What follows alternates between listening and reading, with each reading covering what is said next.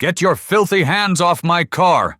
the billionaire screamed at the homeless black man, completely oblivious that this stranger was about to save his $5.7 million hypercar and utterly demolish his entire world view. Thick, acrid smoke billowed from the engine of the Ares Valkyrie, a shimmering beast of carbon fiber and impossible technology, now crippled in a forgotten corner of Seattle's industrial graveyard. Julian Croft, the tech wunderkind who had graced the cover of Forbes just last month, frantically stabbed at his phone's screen. No signal. Every call failed. A crowd was gathering, a circle of vultures drawn to the spectacular failure of a god. The Valkyrie's proprietary quantum cell engine, a piece of engineering so advanced it could only be serviced in a hermetically sealed clean room in Stuttgart, was rattling itself to death. "Sir, your quantum induction cooling system has a micro-fracture in the secondary fluid channel," a calm, deep voice said. A disheveled man approached, his hands raised slightly in a gesture of peace. "I can fix it." Julian's finger hovered over the speed dial for his private security. How in the hell could this man, this ghost from the city's gutters, possibly know about technology so classified the manufacturer itself refused to acknowledge its existence in public filings? What hidden, impossible genius was standing before him? And why, in God's name, was he living on the streets? In the next 60 seconds, everything Julian Croft believed about talent, wealth, and human worth was about to be shattered into a million unrecognizable pieces. Where are you watching from today? Drop a comment down below, and make sure you subscribe to Beat Stories for more moments of extraordinary justice that will force you to see the world in a completely new way. Marcus Vance hadn't always lived under the gray, weeping skies of Seattle. 5 years ago, he was the lead engineer at Aerodyne Propulsion, designing the revolutionary cooling systems that were now standard in deep space probes, systems that saved missions and rewrote textbooks. Now, he slept on a piece of cardboard, an invisible man to the tech executives who sped past in their luxury vehicles without a second glance. The morning had begun just like any other. Marcus woke at dawn in his meticulously chosen spot behind the skeletal remains of an abandoned cannery near the gleaming towers of the tech corridor. He folded his tarp with the precision of an engineer, a lingering habit from a life where precision meant the difference between a successful launch and a billion-dollar catastrophe. His routine was his anchor in a sea of chaos: wash up in the frigid water of a public restroom, brush his teeth, and then head to the public library the moment its doors opened. Knowledge was the last unbroken thread connecting him to the man he used to be. Marcus had been watching the distinctive silhouette of the Ares Valkyrie for weeks. Only 7 had ever been made. It occasionally whispered through the neighborhood, a phantom on its way to the exclusive Apex Dynamics campus. He recognized the engine's unique harmonic resonance. He should. He'd helped design its direct predecessor during a brief, lucrative consultancy at Aerodyne before his entire world had collapsed. An MIT graduate with 3 engineering degrees, the holder of 9 patents that generated hundreds of millions of dollars for companies that no longer even acknowledged his existence. The bitter irony wasn't lost on Marcus that he could recite complex thermodynamic equations from memory, but couldn't get a hiring manager to look past the worn collar of his shirt. Overqualified, they'd say, their eyes flicking toward the door. Not a cultural fit, they'd mutter when his credentials became too undeniable to dismiss outright.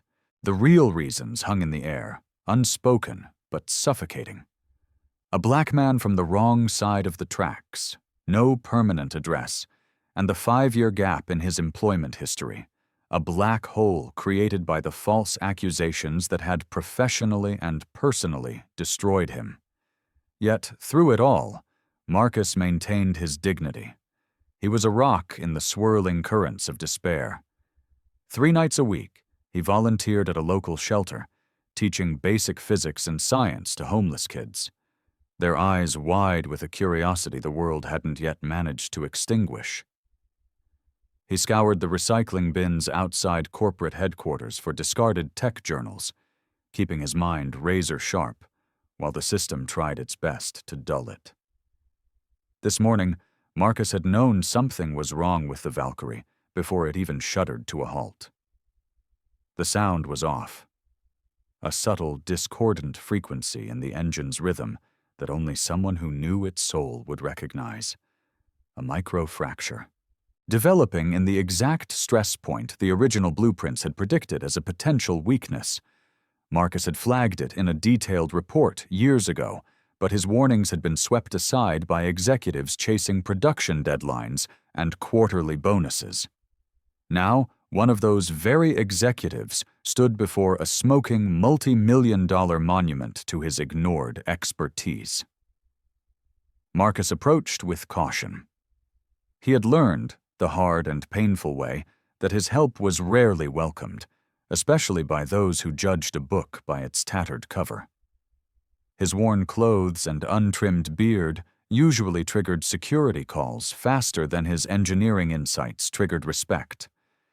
He saw that flicker of recognition in Julian Croft's eyes, not of Marcus as a person, but of Marcus as a threat. The billionaire's hand tightened on his phone. Marcus knew that gesture intimately. He'd seen it 1,000 times over the past 5 years.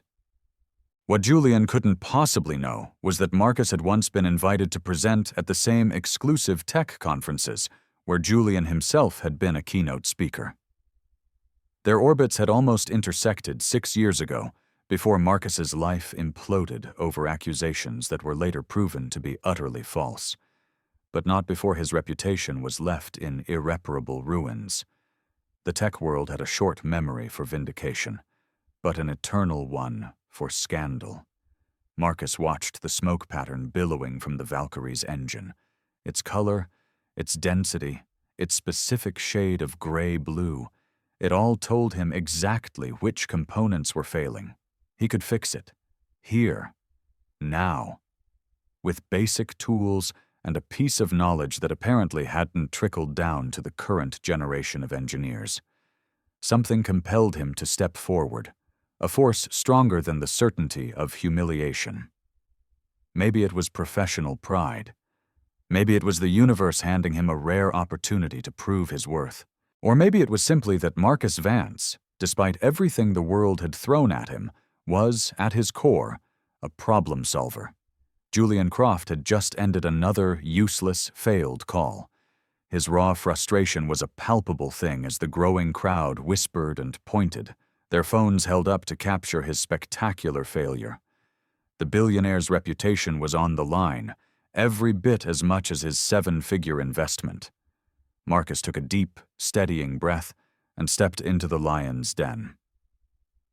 "Sir, I know what's wrong with your car," he said, his voice even and professional, a stark contrast to his appearance. "Your quantum induction cooling system has a microfracture in the secondary fluid channel." The words that came next would trigger a chain reaction, an unstoppable sequence of events that would forever alter both of their lives. Little did either man know that this chance encounter on a forgotten street would expose a fatal flaw not just in a hypercar, but in the very system that decides who deserves a second chance. Julian Croft's day was imploding as spectacularly as his hypercar's cooling system. The Ares Valkyrie, a car so exclusive its owners were interviewed like potential astronauts, had chosen the worst possible time, in the worst possible place, to die. He was 3 hours away from a presentation to a consortium of venture capitalists, a meeting that would determine the future of his company. He was miles from any authorized service center, and he had 0 cell reception. "Step back from the vehicle, please," Julian said, the words clipped and cold. He didn't even bother to look Marcus in the eye. His voice carried the practiced, effortless authority of a man who was used to being obeyed without question. The ring of onlookers had doubled in size. Phone cameras were everywhere, live streaming the delicious spectacle. Julian Croft, the boy genius of the tech world, stranded next to his $5.7 million symbol of untouchable success. It would be trending on Twitter within minutes. "Sir, I really can help," Marcus persisted, maintaining a respectful distance.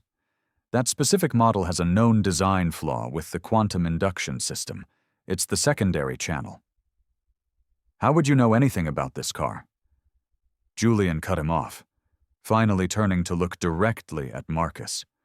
His gaze was a physical blow, sweeping over the worn jacket, the frayed jeans, the reusable grocery bag that held everything Marcus owned in the world. Julian's expression morphed from pure frustration to utter dismissal in a fraction of a second. Marcus met his gaze, his own eyes steady and unblinking. "Because I helped design the prototype cooling system it's based on."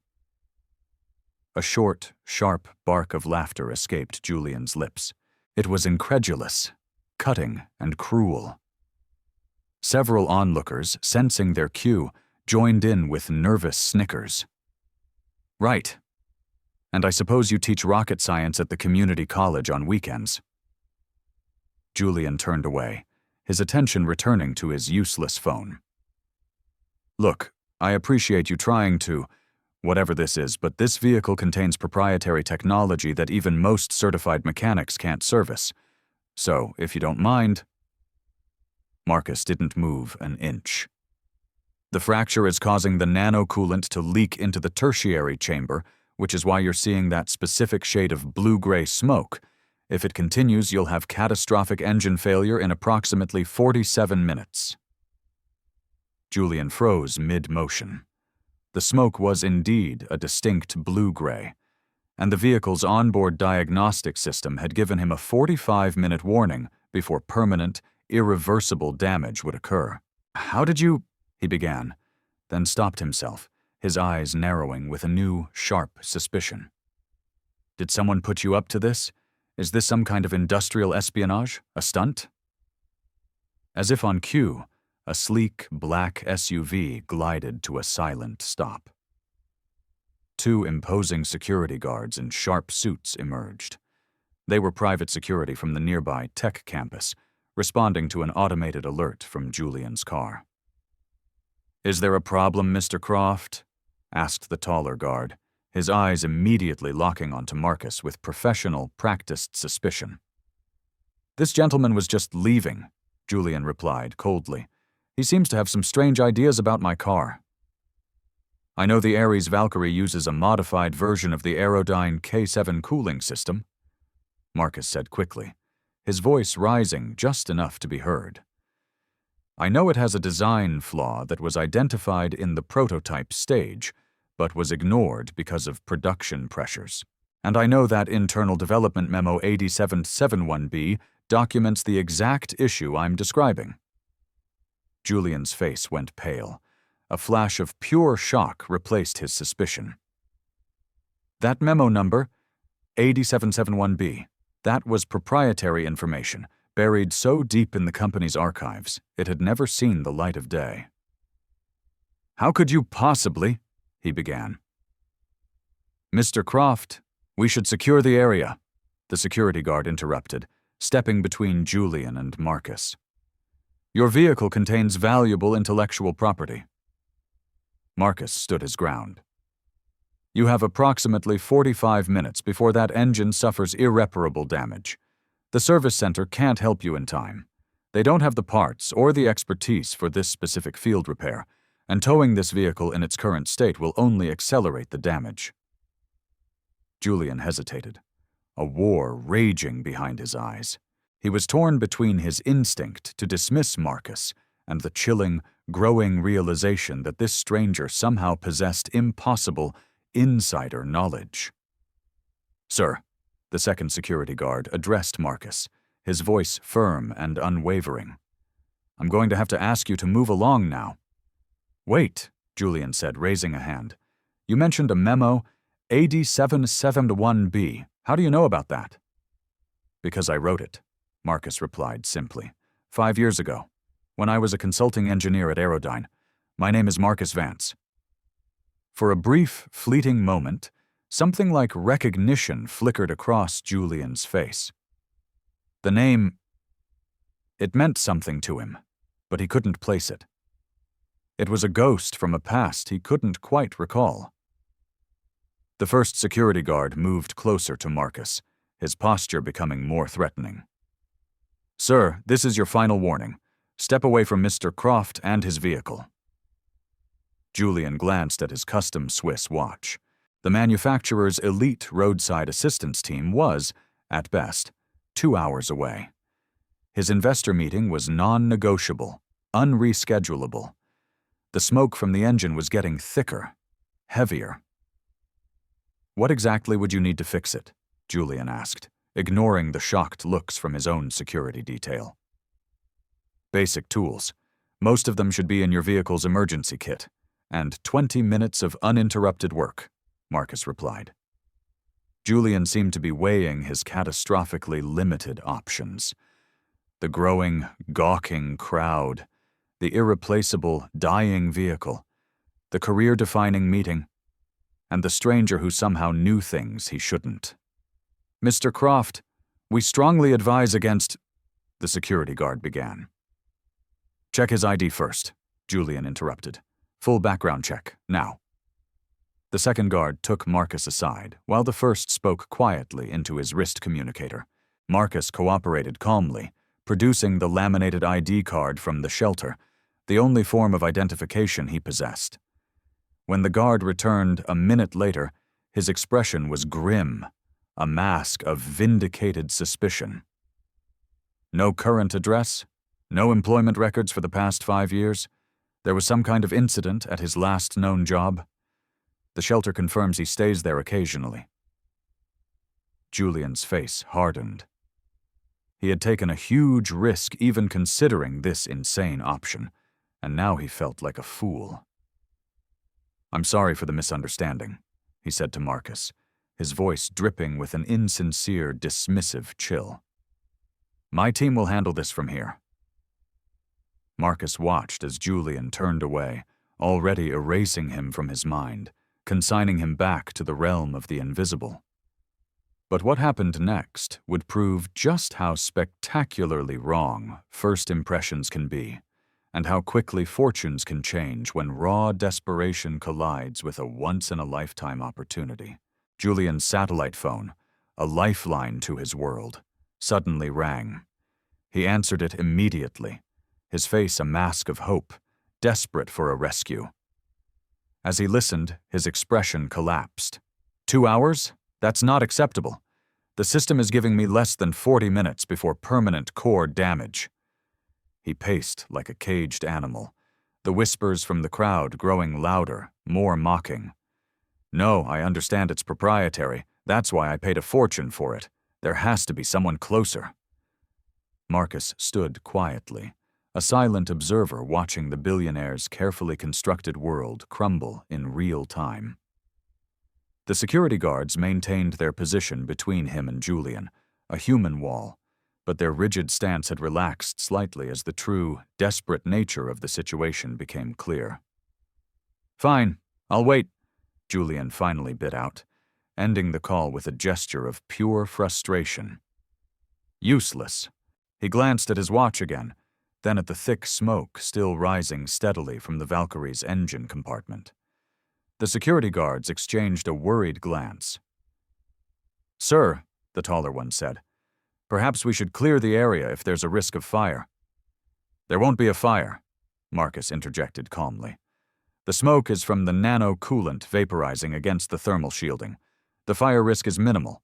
The real concern is microscopic fragmentation of the quantum induction bearings, which will cost approximately $1.2 million to replace if they fail completely." All 3 men, Julian and his 2 guards, turned to stare at him, their mouths slightly agape. "How do you know the exact replacement cost?" Julian demanded, his voice a mixture of awe and suspicion. "Because I helped calculate the original manufacturing specifications," Marcus replied evenly. The bearings use a proprietary tungsten-graphene alloy blend that requires specialized zero-gravity fabrication. Only 2 facilities in the world can produce them. The lead time is 14 weeks. Julian's skepticism was visibly at war with his growing curiosity. That information isn't public. No, Marcus agreed. It isn't. The taller security guard leaned closer to Julian. Sir, we can call the police if this individual is harassing you. Julian waved him off, his eyes studying Marcus with a new, searing intensity.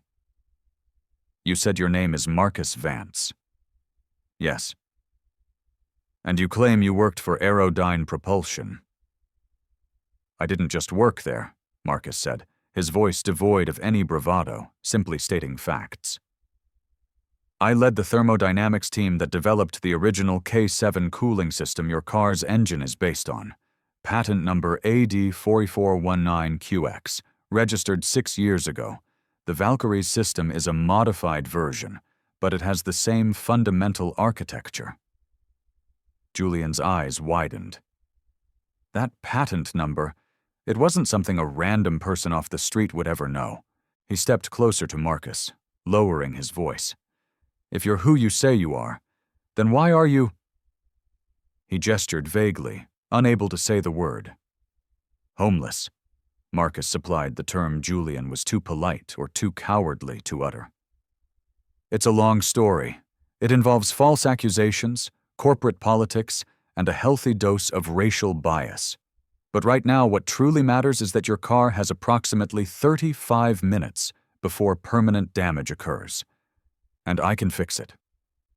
Julian checked his watch again. The crowd had grown even larger.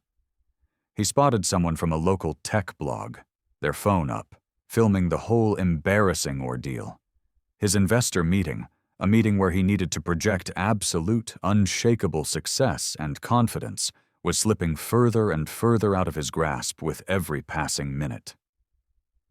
What exactly would you do? Julian asked, his voice finally betraying the first real hint of consideration.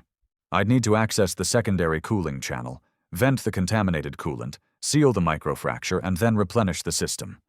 Marcus spoke with the clipped precision of a mission commander. With your car's emergency kit, and perhaps 1 or 2 items from that convenience store across the street, I could complete the repair in under 20 minutes. Julian's disbelief was still etched clearly on his face.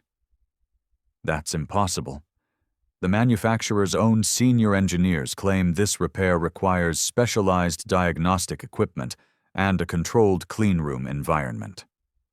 They're overcomplicating it to protect their service contracts, Marcus said flatly. The fundamental issue is simple fluid dynamics. The proprietary nature of the coolant makes them overly cautious, but there's a straightforward workaround they either don't know or won't admit. One of the security guards, who had been listening intently to the entire exchange, suddenly spoke up. Sir, I think I recognize this man. He volunteers at the West Side Shelter, teaches science and engineering classes to the kids there. Marcus gave a slight, almost imperceptible nod of acknowledgement. And does he know his stuff? Julian asked, turning to the guard, his last wall of resistance beginning to crumble. The shelter coordinator says he's some kind of genius, the guard admitted, looking slightly embarrassed. Said he used to be a professor at MIT or something like that. I didn't make the connection until just now. Julian paced for a long moment, the gears in his brilliant mind turning at a furious pace, weighing his dwindling options. The smoke hadn't abated. The diagnostic system now showed 31 minutes until critical failure. Show me, he finally said to Marcus. Not the actual repair, just talk me through it. Tell me exactly what's happening in there and what you would do. Marcus nodded and approached the vehicle, moving with a newfound confidence. Without touching it, he began a detailed, brilliant explanation, pointing to specific areas of the engine compartment visible through the heat vents. The quantum induction system uses a 3-tier cooling approach. Primary, secondary, and tertiary channels, each with progressively higher thermal tolerance. The secondary channel, which is the one that has failed, contains a specialized nano-coolant that prevents quantum destabilization in the induction bearings. The microfracture, likely located right here, he pointed with pinpoint precision, is allowing that coolant to leak into the tertiary chamber, where it's instantly vaporizing on contact with the thermal shielding. Julian's expression shifted from skepticism to outright astonishment as Marcus continued, flawlessly describing the exact components, their precise positions, and the specific metallurgical properties of each part. Details that only someone intimately, profoundly familiar with the system could possibly know. The factory repair protocol requires a complete engine disassembly because they assume a worst-case contamination scenario, Marcus explained. But with this particular leak pattern, we can isolate the affected section, apply a thermal bond sealant to the fracture, and restore functionality without a full teardown. Julian's own tech expertise was more than sufficient to recognize that Marcus was speaking with genuine, undeniable mastery. Where would you even get a thermal bond sealant right now? Marcus smiled, a slight, knowing smile for the first time. Your emergency kit should contain a basic epoxy sealant. If we combine that with the nanoparticle-infused graphite from a specific brand of artist's pencil, which I can guarantee you is available at that convenience store, we can create a makeshift version that will hold until you can get a proper factory repair. Julian just stared at him, dumbfounded. You're going to fix my multi-million-dollar hypercar with a pencil? Graphite with a specific density and particle distribution, yes, Marcus corrected him, combined with your emergency sealant and applied under very precise conditions. He shrugged. Engineering is about solving impossible problems with the resources you have available. The security guards were now looking at Marcus with something approaching awe. The crowd had fallen quiet, sensing the incredible tension of the moment. Julian checked the time again. 28 minutes until critical failure. His investor meeting was in less than 3 hours. The manufacturer's team wouldn't arrive in time. This insane, unbelievable solution was his only option. If you damage my car any further, Julian began. It's already damaged, Marcus replied calmly. And it's getting worse by the minute. The only real question is whether you'll let me help you before it's too late. Julian took a deep breath, his mind made up. He reached for the hood release. Let's see what you can do with a pencil and a prayer. But the real test was yet to come, and neither man could possibly predict how their lives were about to be transformed by what happened next. The hood of the Ares Valkyrie rose with a soft, pneumatic hiss, revealing a breathtaking labyrinth of polished chrome and alien technology. The gathered crowd let out a collective gasp, murmuring in appreciation at the impossibly rare glimpse inside one of the world's most exclusive machines. Marcus approached it methodically, his eyes scanning the engine compartment with the practiced precision of a master craftsman returning to his workshop. I'll need your emergency kit, he said to Julian, his tone all business now that he'd been given the green light. Julian retrieved a sleek carbon fiber case from the hypercar's trunk and handed it over. Marcus opened it with a flick of his wrist, his eyes quickly assessing the contents. This will work for most of what we need. One of your security guards will need to get the pencils I mentioned, Stettler Mars Lumograph, 8B grade, specifically. The shorter guard looked to Julian for confirmation. Julian, now fully committed to this bizarre course of action, nodded his approval. Be quick about it. As the guard sprinted across the street, Marcus began to organize the tools he would need. His movements were precise, efficient, and economical, betraying years of hands-on professional experience. Julian watched with a raw, undisguised fascination as this homeless man transformed before his very eyes into what was clearly a highly trained, world-class engineer. The microfracture should be visible once I remove this access panel, Marcus explained, selecting a specialized torque driver from the kit. The coolant itself is clear, but as it vaporizes, it leaves a distinctive crystalline residue pattern that will lead us right to the leak. Julian found himself nodding along, completely engrossed. Despite his lingering, deep-seated skepticism, he was profoundly impressed by Marcus's confident, quiet expertise. How long did you say you worked at Aerodyne? 3 years as lead thermal engineer, 2 more as a private consultant after that, Marcus replied, without looking up from his delicate work. Before the incident that effectively ended my career there. What incident? Julian asked, his curiosity getting the better of him. Marcus paused for a brief second.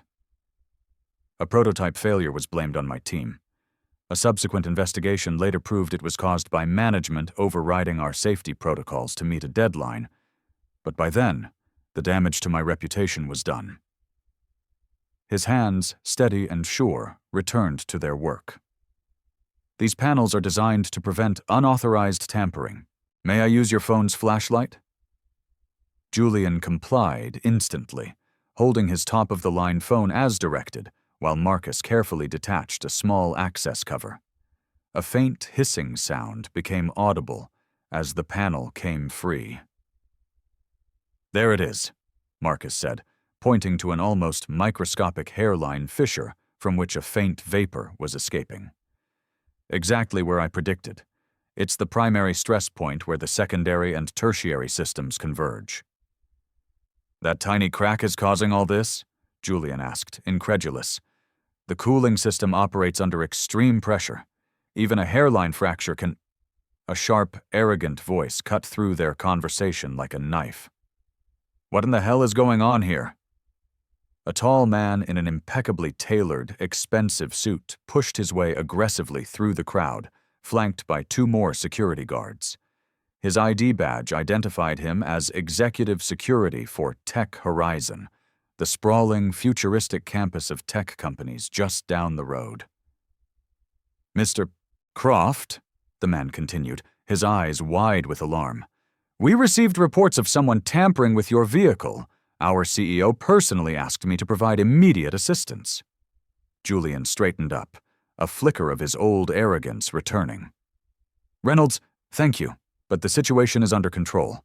This gentleman is assisting me with an emergency repair. Reynolds's gaze swept dismissively over Marcus, his lip curling in disgust. Sir, our security protocol strictly prohibits unauthorized individuals from accessing proprietary technology, especially... He didn't need to finish the sentence. His disdainful expression made his meaning perfectly clear. He knows what he's doing, Julian insisted, though his voice had lost some of its earlier conviction in the face of this new, corporate pressure. With all due respect, Mr. Croft, Reynolds lowered his voice conspiratorially. This vehicle contains technology worth tens of millions in intellectual property. We can't allow just anyone to...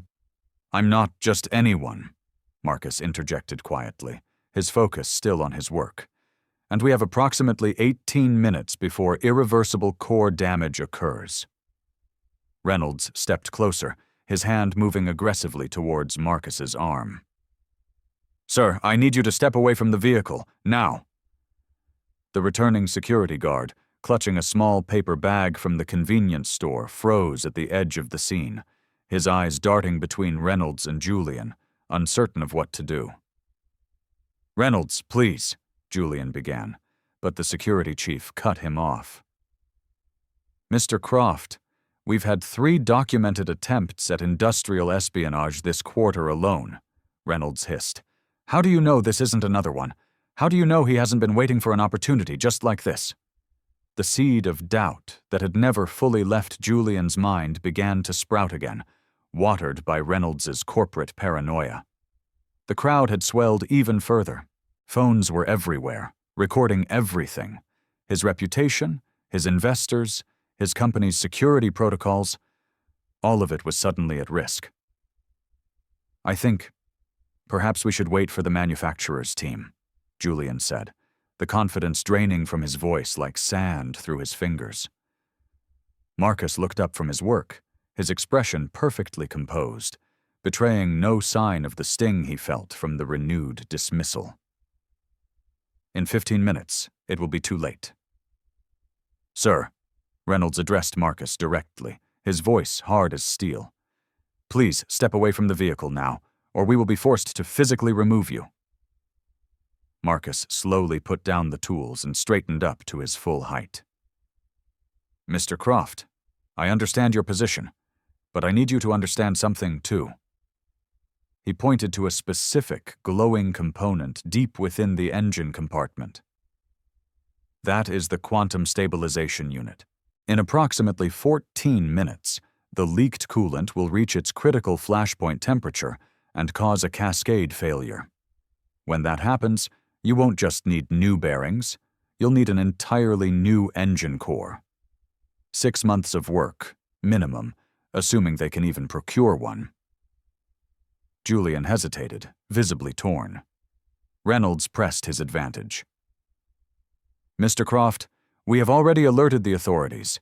This man has no credentials, no valid identification, and no authorization to access this level of technology. For all we know, he could be deliberately damaging the vehicle further." "I've helped identify the problem, at least," Marcus said quietly. "Perhaps that information will assist the manufacturer's team when they finally arrive." He began to step back from the vehicle, his dignity perfectly intact, despite the crushing humiliation of the moment. The security guard with the pencils finally worked up the courage to approach Julian, speaking in a low, urgent voice. "Sir, I called the shelter while I was out. They confirmed everything. He teaches engineering there. The coordinator.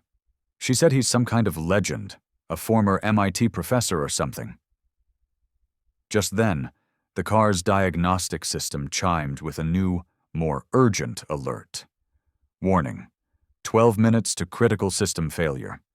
With corporate security moving in and his reputation hanging by a thread, Marcus made a bold, final claim, a claim that would either vindicate him completely or confirm everyone's worst assumptions. "Mr. Croft, make one call, just one, to verify who I am. Call Dr. Evelyn Reed at Orbital Frontiers. Tell her Marcus Vance is here." The tension in the air was so thick you could cut it with a knife. Julian considered Marcus's desperate request. Reynolds and his security team stood poised, ready to physically remove Marcus from the scene. The crowd had grown completely silent, sensing the incredible, unfolding human drama before them. "Dr. Evelyn Reed?" Julian asked, surprise and disbelief evident in his voice. "The chief propulsion engineer at Orbital Frontiers?" Marcus simply nodded once. "Tell her I'm here. She'll confirm everything I've told you." Julian hesitated for only a fraction of a second before pulling out his satellite phone. He scrolled through his contacts. The very fact that he had the direct, personal number for the chief engineer at Orbital Frontiers spoke volumes about his own status in the rarefied air of the tech world. "This is Julian Croft," he said when the call finally connected. "I apologize for the unexpected call, Dr. Reed, but I have a rather unusual situation." He glanced over at Marcus, who stood waiting with quiet patience. "There's someone here with me who claims to know you. Says his name is Marcus Vance." The change in Julian's expression was immediate and dramatic. His eyes widened in shock as he listened to the response from the other end of the line. The security team exchanged uncertain glances as the seconds stretched into a full minute of Julian just listening, his eyes darting back and forth to Marcus with a completely new light in them. Yes, he's right here," Julian finally managed to say. "Would you mind if I put you on speaker?" He pressed a button and held the phone out between himself and Marcus. "Marcus? Marcus Vance? Is that really you?" The voice that came through the speaker was crystal clear, professional, and tinged with utter disbelief. "Hello, Evelyn," Marcus replied. a small, sad smile finally softening his weary features. It's been a while? A while? It's been 5 years, 3 months, and approximately 11 days, Dr. Reed responded instantly. You completely disappeared. We looked for you, Marcus. I looked for you. It's a long story, Marcus said simply. I'm sure it is. Dr. Reed's voice grew more serious, more forceful. Julian, do you have any idea who you are speaking with right now? Marcus Vance is the single most brilliant thermal engineer I have ever had the privilege to work with. His designs for quantum cooling systems literally revolutionized our industry. We still use his patents in our latest generation of deep spacecraft. Julian's face was a mask of growing astonishment.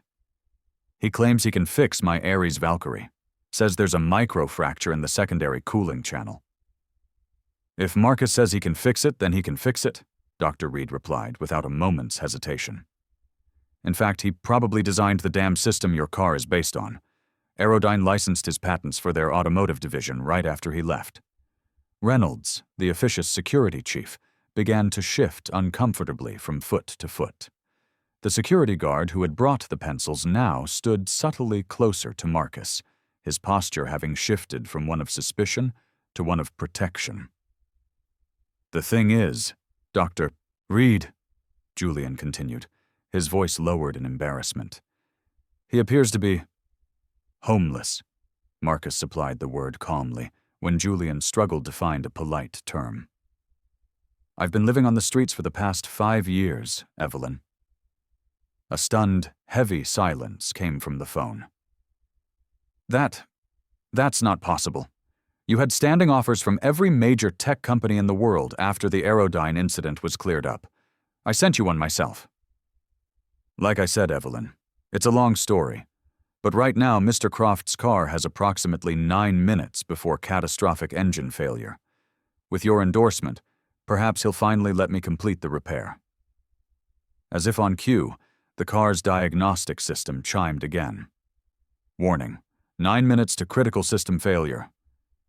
Julian, Dr. Reed's voice was now deadly serious. Let Marcus fix your car. Not only is he capable, but he is probably the single most qualified person on this planet to do it. I would trust him with a multi-billion-dollar spacecraft, let alone a car. Julian looked at Marcus, his eyes filled with a dawning, horrified understanding. I don't understand. If you're who she says you are, how did you end up like this? Marcus held his gaze steadily. False accusations, racial profiling, and a system that is very quick to condemn and agonizingly slow to exonerate. Once you fall through the cracks, no address, no phone, no credit score, try getting back up. The world makes it almost impossible, but we can discuss the finer points of social inequity after we save your car. Julian nodded, properly and thoroughly chastened. Reynolds, stand down, and get out of his way. He turned back to the phone. Dr. Reed, thank you for the confirmation. Wait, Dr. Reed said quickly. Marcus, when this is over, you call me immediately. I mean it. We have positions waiting for you. We always have. I'll consider it, Marcus replied non-committally. Goodbye, Evelyn. Julian ended the call and turned to face Marcus, his face a complex mixture of shame and awe. I owe you a profound apology. You owe me the chance to finish what I started, Marcus corrected him, already moving back toward the open engine compartment. And those pencils your security guard is holding. The guard quickly, almost reverently, handed over the small paper bag. Marcus opened it, selecting one specific pencil with the practiced, discerning eye of an expert. This will work perfectly. As Marcus returned to his work, the murmuring of the crowd changed its tone, shifting from voyeuristic curiosity to something approaching deep respect. Even Reynolds and his security team had backed away, though they continued to watch with a newfound professional interest. How exactly does this work? Julian asked, his curiosity now genuine and intense, as he watched Marcus carefully remove the graphite core from the pencil. The emergency sealant in your kit is designed for temporary repairs to the primary cooling system, Marcus explained as he worked, his hands moving with practiced ease. By infusing it with this specific density of graphite nanoparticles, I can create a new compound that will bond effectively with the specialized alloy of the secondary channel. His hands moved with surgical precision, mixing the two compounds together in a small plastic container from the emergency kit. The resulting material will create a molecular bond that can withstand the extreme pressure and temperature conditions inside the engine, at least until you can get a proper factory repair. Julian watched, completely fascinated. And you developed this technique? Necessity is the mother of invention, Marcus replied. When you've worked with severely limited resources in experimental conditions, you learn how to improvise. The diagnostic system updated with another alert. Warning: 6 minutes to critical system failure. Marcus looked up at Julian, his eyes calm and focused. I need complete concentration for this next part. The application has to be absolutely precise, and I'll only have one attempt. Julian nodded and took a step back, gesturing for everyone else to do the same. A reverent silence fell over the entire crowd as they watched the homeless man, now revealed as a hidden genius, bent over the multi-million-dollar vehicle, his hands as steady as a surgeon's.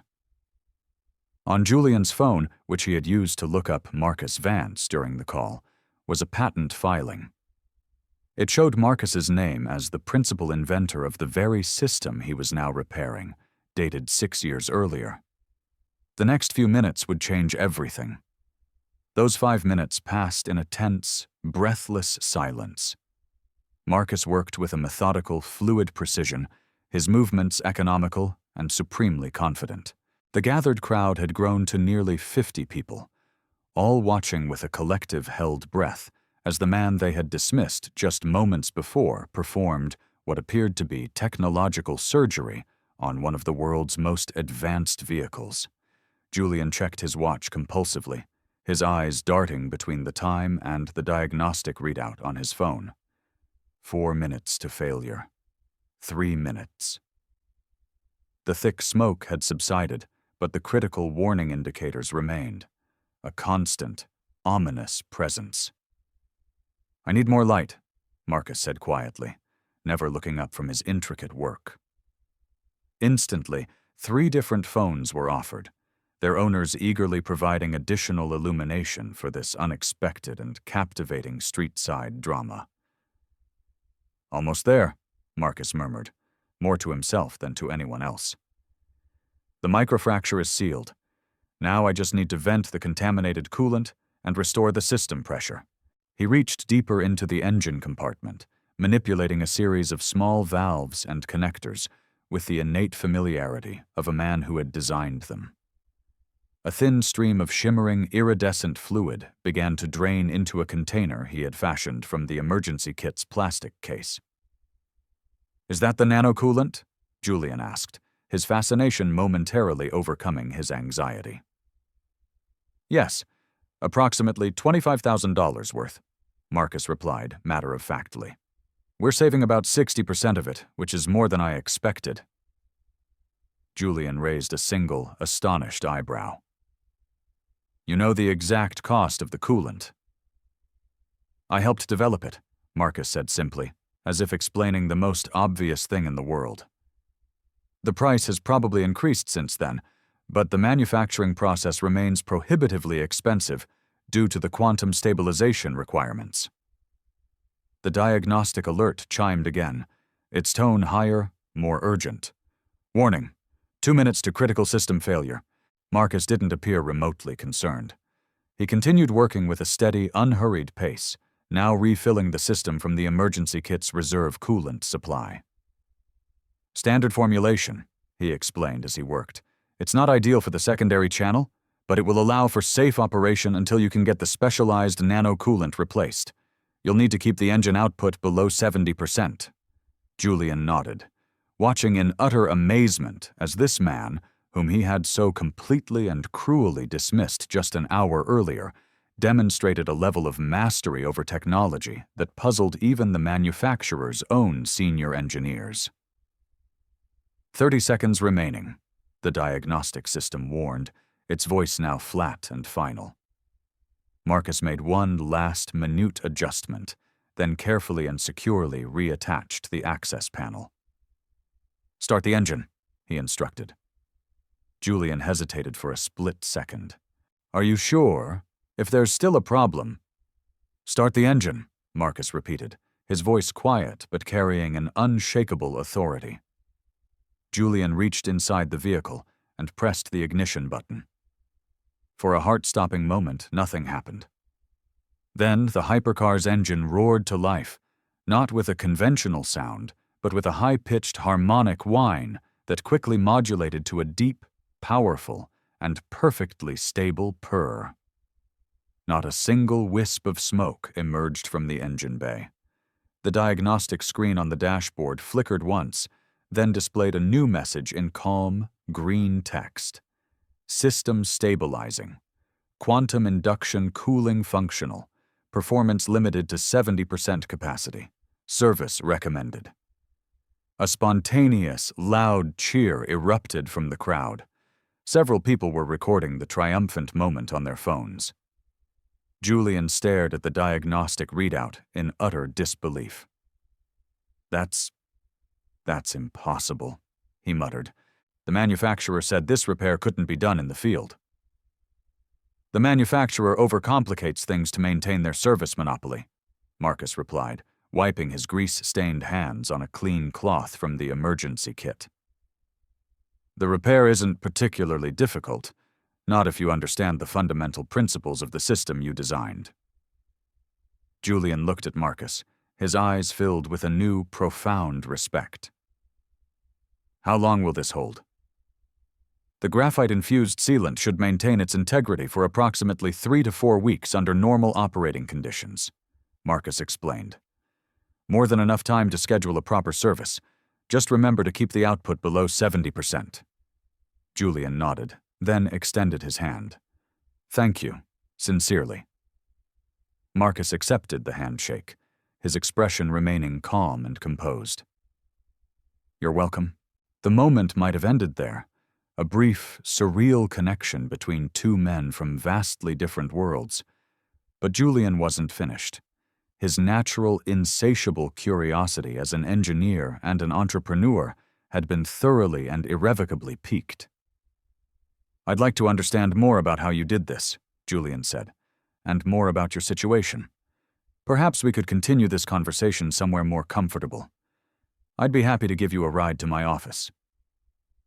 Marcus considered the offer for a long moment. "I appreciate the invitation, but I don't think—" "Please," Julian interrupted, his voice sincere. "At the absolute minimum, I owe you proper compensation for saving my car. And frankly, after what Dr. Reed said, I have about 1,000 questions for you." Reynolds, the security chief who had nearly had Marcus physically removed, approached them cautiously. "Mr. Croft, your investor meeting is in 90 minutes. We should leave soon if you're going to make it." Julian looked torn, caught between his rigid scheduled obligations and his newfound obsessive fascination with Marcus. "Come to the meeting with me," he suggested suddenly, the idea forming as he spoke it. "These investors are backing a new thermal regulation system we're developing for quantum computing. Your insights would be invaluable." Marcus shook his head slightly. "I'm hardly dressed for a high-stakes investor meeting." Julian considered this, then glanced at his watch again. "We have time to fix that. Reynolds, call ahead to Brioni on 5th Avenue. Tell them we need their best available suit in Mr. Vance's size, ready and waiting in 30 minutes. Full professional attire, top to bottom." Reynolds looked surprised by the order, but he nodded and stepped away to make the call. Marcus raised a single eyebrow. "That's really not necessary." "Consider it part of your long-overdue payment," Julian insisted. "Plus, I genuinely want to see the investors' faces when I tell them who really fixed the unfixable problem with my car." For the very first time, Marcus allowed himself a genuine, warm smile. That, he admitted, might be worth seeing. Julian grinned back, a wave of relief and excitement washing over him. Then his expression grew serious again. I still don't understand. How could someone with your talents end up in these circumstances? What happened after Aerodyne? Marcus's expression clouded over. It's not a pleasant story.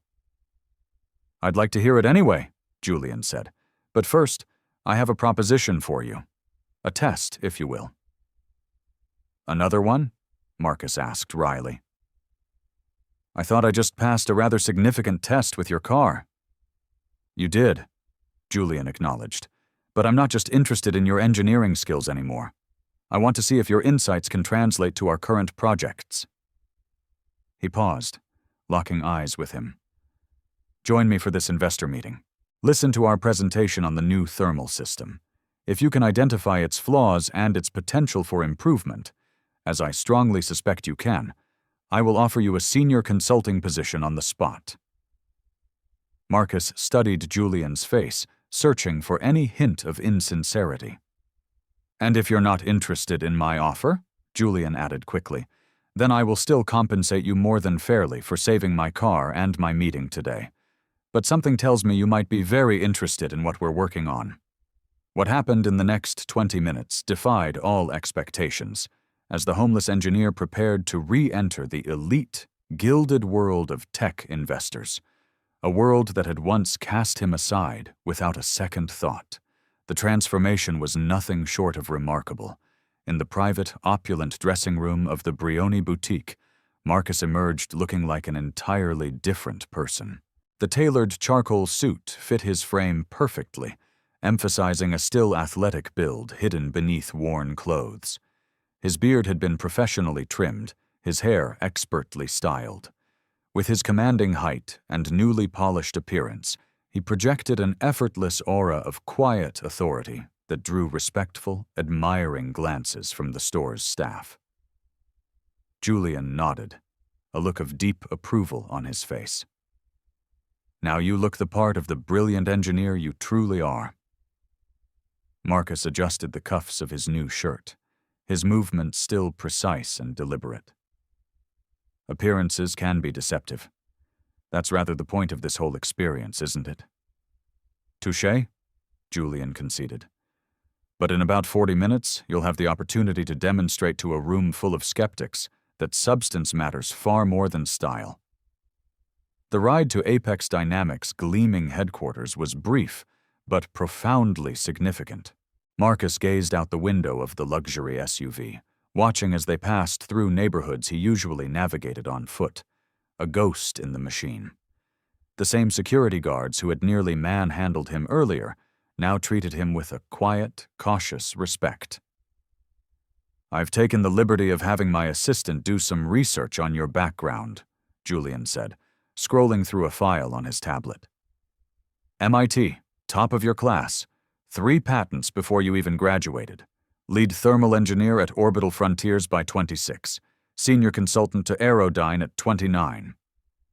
He looked up from the screen, his expression serious. Then, nothing. You completely disappeared from the industry 5 years ago. Marcus nodded but offered no immediate explanation. The Aerodyne incident, Julian continued, piecing the story together. You mentioned false accusations. My assistant found the initial news reports about a prototype failure, a significant investment loss. You were blamed?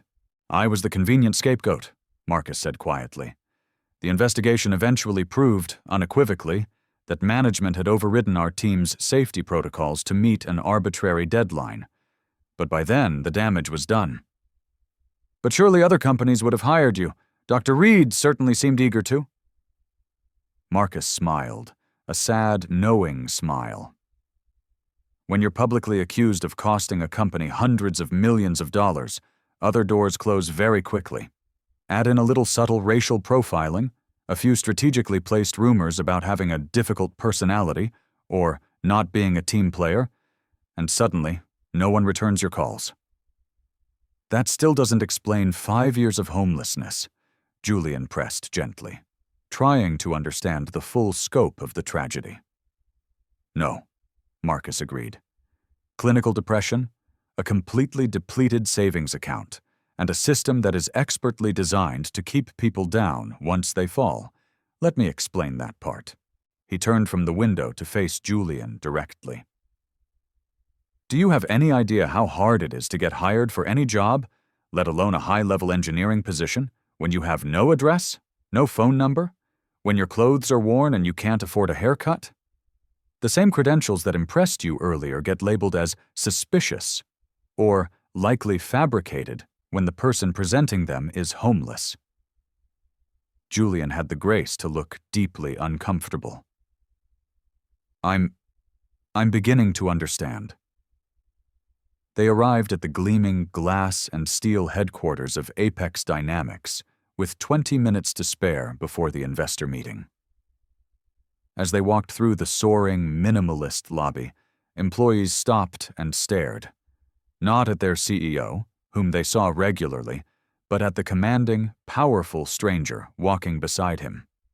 "Marcus, this is Sophia Reyes, our Chief Technology Officer," Julian said as an elegant, sharp woman in her 50s approached them, her expression curious. "Sophia, meet Marcus Vance." A flash of recognition lit up her eyes immediately. The Marcus Vance from Orbital Frontiers? Marcus nodded politely. "A lifetime ago, it seems." "Your work on quantum thermal regulation was revolutionary," she said, genuine, unprompted admiration in her voice. "We've built upon your foundational research for our new systems." "That's why he's here," Julian explained. "Marcus just saved my Ares Valkyrie with an improvised field repair that the manufacturer itself claimed was impossible." Sophia's eyes widened. "You fixed the secondary cooling channel issue? In the field? With what equipment?" "A pencil and some emergency sealant," Marcus replied calmly. Sophia stared at him for a long moment, then burst into a delighted, unrestrained laugh. That's absolutely brilliant. The graphite nanoparticles would create exactly the right molecular bond with the emergency sealant's polymer base." She shook her head in sheer amazement. "Why didn't any of us think of that?" "Sometimes the simplest, most elegant solutions are overlooked when you're too close to a problem," Marcus suggested modestly. Julian checked his watch. "The investors are gathering. Shall we?" As they entered the state-of-the-art conference room, all conversation quieted. A dozen impeccably dressed men and women, the titans of the venture capital world, turned to assess the newcomer. Julian stepped forward confidently. "Ladies and gentlemen, before we begin our presentation, I'd like to introduce a very special guest. This is Marcus Vance, the original inventor of the quantum induction cooling system that revolutionized aerospace engineering 6 years ago, and the man who, an hour ago, just saved my supposedly unrepairable car with a pencil and sheer ingenuity. What happened in that investor meeting became the stuff of legend in Silicon Valley circles.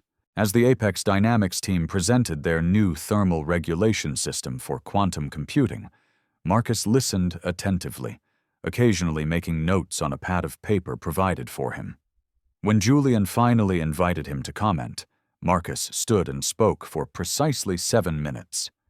In that time, he identified 3 critical, previously unseen flaws in their current design, proposed elegant, low-cost solutions for each, and then, on the whiteboard, sketched out a modification to their core architecture that would increase the system's efficiency by a staggering 34%, while simultaneously reducing its manufacturing costs. The room was completely silent when he finished. Then it erupted in a barrage of excited questions. 2 hours later, as the last of the investors filed out of the room, every single one of them having committed to a significant increase in their funding, Julian closed the conference room door and turned to Marcus with a look of pure, unadulterated admiration. "That was extraordinary," he said, his voice filled with awe. "You didn't just improve our design, you transformed it. Sophia says your modifications will put us years, maybe even a decade, ahead of our competition. Marcus nodded modestly. Your team laid a solid foundation. I merely built upon it. Julian sat down across the long table from him. As promised, I'm prepared to offer you a senior consulting position. Name your price, any price. Marcus considered the offer, his expression thoughtful and serious. I appreciate that, Julian, but I'm not sure a consulting role is what I need right now. Then a full-time position, Director of Advanced Engineering, complete creative control over the entire division. Oh, say, it's not about the title or the control, Marcus explained patiently. It's about addressing the larger issue. The real issue is this. How many other brilliant minds are out there right now, completely overlooked and wasted because of circumstances beyond their control? Marcus leaned forward, his eyes burning with intensity. In the shelter where I volunteer, I've met former medical researchers, gifted software developers, and brilliant mechanical engineers, all struggling with the exact same systemic barriers that kept me on the streets. Julian's expression grew serious. You're suggesting something much larger than just hiring you. I am. Marcus reached into the inner pocket of his new suit jacket and pulled out several folded, worn pieces of paper. They were creased, weathered pages, covered with precise, intricate technical drawings. These are some of the patents I've developed over the past 5 years, sketched on discarded newspapers in the public library. They are solutions to problems your industry hasn't even properly identified yet. Julian took the pages and examined them with growing astonishment. These are revolutionary, especially this cooling system for quantum neural networks. I had a lot of time to think, Marcus said simply, but imagine what could have been developed if I'd had proper resources. Now, multiply that potential by all the other talented people being wasted by prejudice and systemic barriers. Julian carefully set down the papers, his mind racing. What are you proposing? An innovation center, Marcus replied, without a moment's hesitation. But not just for technology development, for talent recovery. A place that actively identifies overlooked, discarded brilliance and provides the support, resources, and mentorship necessary to nurture it, regardless of a person's background, appearance, or circumstances. We'll call it the Phoenix Initiative. You want me to fund this center? I want us to build it together, Marcus clarified. My technical expertise and my lived experience, combined with your resources and your industry connections. These patents alone, he gestured to the papers on the table, would more than fund the initial phase. Julian studied him with a new, profound respect. This isn't about revenge for you, is it? It's not even just about personal redemption. You want to fundamentally change the entire system. Exactly. Marcus's voice grew passionate. The tragedy isn't that I was homeless for 5 years. The tragedy is that our society wasted my potential for 5 years, and it continues to waste the potential of countless others every single day. Julian stood up and extended his hand across the table. Marcus Vance, I believe you've just found yourself a partner. The patents Marcus had developed while homeless, sketched on discarded newspapers, were worth far more than the hypercar he had just fixed. But their true value lay in the incredible transformation they would spark in an industry that had nearly lost one of its greatest minds forever. In our world, brilliance appears in the most unexpected places. It is often dismissed, overlooked, or discarded based on superficial judgments and systemic bias. The true measure of our society isn't found in the success of those who are already privileged, but in our ability to recognize and nurture genius wherever it exists. This story isn't just about Marcus and Julian. It's about you, and the potential you may be overlooking in others, or that others may be overlooking in you. Have you ever been completely misjudged? Let us know your story in the comments below. If this story touched something deep inside of you today, subscribe to Beat Stories and join our community, a community dedicated to illuminating these incredible moments of extraordinary justice and human transformation. And remember, the next world-changing idea might just come from the person society has taught you to ignore. Don't miss another moment of inspiration that could change how you see the world forever. This isn't the end of the story. It's the beginning of what happens when truth finally meets opportunity. At Beat Stories, we believe exposure is the first, most critical step to transformation. Subscribe and stay tuned, because the next incredible story we tell might just be yours.